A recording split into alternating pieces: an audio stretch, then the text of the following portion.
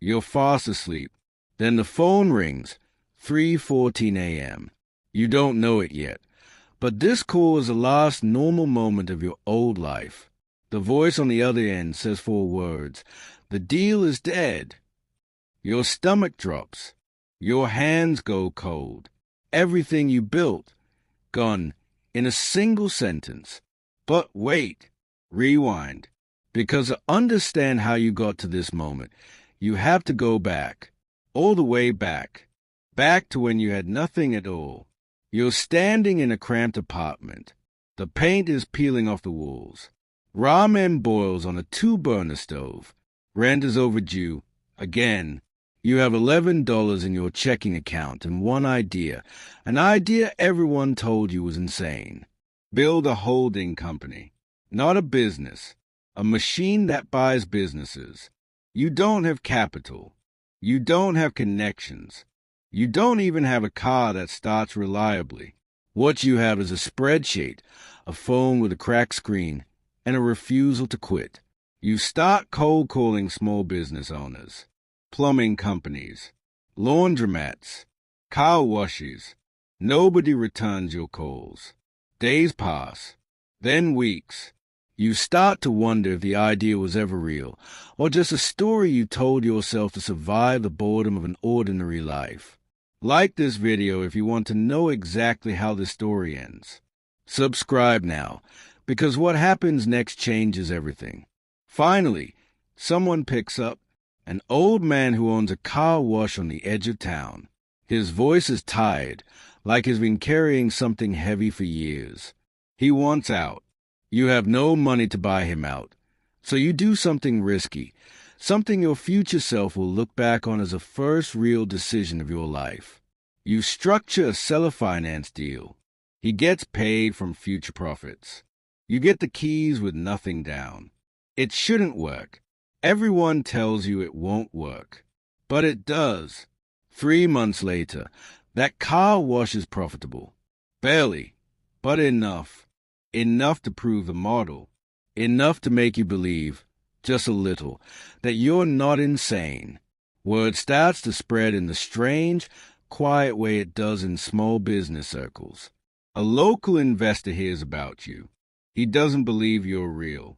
He drives across town just to see if the 20-something running a car wash empire actually exists. He hands you $50,000. Your hands shake taking the check. This is a moment everything shifts, because now you're not just an operator scraping by. You're an allocator of capital, and that single shift changes the entire game. You buy your second business, then your third, each one small. Each one unglamorous. A plumbing company running out of a garage. A regional logistics firm with 3 trucks and a broken website. A tiny software tool nobody's heard of, built by 2 guys in their spare time. On paper, it looks boring. Forgettable, even. In reality, you're building an empire brick by brick, and almost nobody is watching. But something starts happening you didn't expect. The businesses start talking to each other. The logistics firm feeds customers to the plumbing company. The software tool starts automating both, quietly cutting costs nobody thought could be cut. You didn't plan this synergy. It just emerged, like it had been waiting there the whole time for someone to connect the dots. And that's when you realize the real secret nobody tells you about holding companies. It's not about owning things. It's about owning systems that make each other stronger. 2 years in, your revenue crosses 7 figures. You should feel triumphant. Instead, you feel exposed. Because bigger numbers mean bigger risk, and someone out there is about to test exactly how strong your foundation really is. A competitor, bigger, meaner, better funded, starts targeting the same small businesses you rely on. He's not buying them. He's poaching them, undercutting your prices, calling your vendors directly, trying to starve your machine before it can ever grow teeth.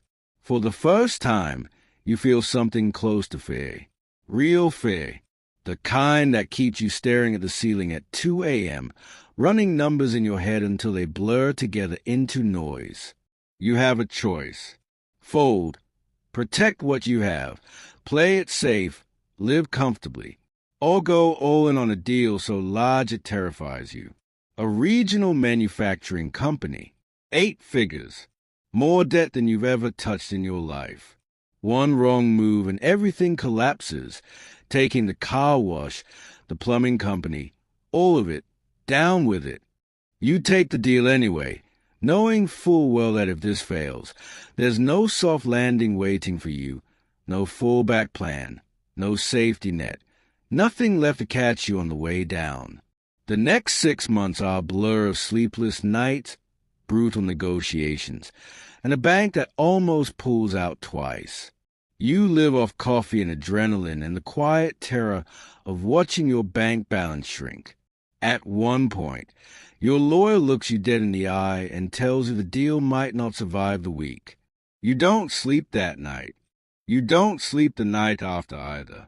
But you close it, and that single acquisition changes the trajectory of everything. Suddenly, you're not a scrappy operator anymore. You're a name people whisper in rooms you're not even in. Bankers start calling you, not the other way around. For the first time in your life, people want something from you before you've even asked them for anything. This is where most people would relax. You don't, because right when things start feeling stable, you get the call that opens this story. 3:14 a.m. The deal is dead. A major acquisition, the one meant to push your holding company past $100 million in value, just collapsed. The seller got cold feet at the last minute. Your biggest competitor swooped in behind your back and outbid you while you slept, unaware anything was even happening. You feel something you haven't felt in years. Humiliation, rage, doubt, creeping in like smoke under a locked door. For the first time since that $11 bank account, you consider stopping, really stopping, walking away and calling it a good run before it costs you everything you built. But then something small happens. A text from the old man who sold you the car wash years ago, the one who's watched this whole story unfold from a quiet distance. He types just one line. You built something out of nothing once. Do it again. And that's when the real turning point hits. Not a deal, not a check, not a lucky phone call. A decision.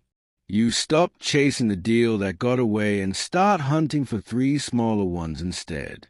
Quietly, aggressively, while your competitor celebrates his win, certain is already beaten you for good.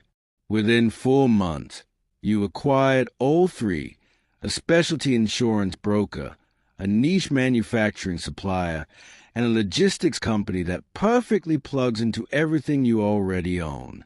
Alone, they're unremarkable, forgettable, even together. They form something your competitor never saw coming. A vertical monopoly in an industry nobody was paying attention to. Revenue triples, then triples again. Your holding company crosses 50 million, then 100, then 200. And the machine you built, the one that once couldn't get a car wash owner to even answer the phone, now runs almost entirely without you. You wake up some mornings and forget, for a moment, that any of this is actually real. You're no longer the guy hustling for deals. You're the guy the deals come to. If this story has you hooked, don't scroll away yet. The real payoff is only seconds away now. Then comes the offer that changes your life forever. A massive private equity fund reaches out. They've been watching quietly for years, tracking every acquisition, every quiet move you thought no one noticed. They want to acquire a majority stake in your entire holding company. The number they offer stops your heart for a second. $500 million. You sit in a glass conference room, papers in front of you, pen in hand, the city stretched out silently below the window. You think about the $11, the ramen, the cracked phone screen, the 3 a.m. phone call that almost broke you completely, the deal that died, the one that almost made you quit for good. None of it was wasted. All of it built this exact moment. You sign, and just like that, the impossible thing you started in a cramped apartment with nothing becomes a $500 million empire, not because you got lucky, but because you refused to stop when everything and everyone told you to. If you made it this far, you already know exactly what you're capable of. Subscribe now, because your story hasn't even started yet, and the next video might just be the spark that finally starts it.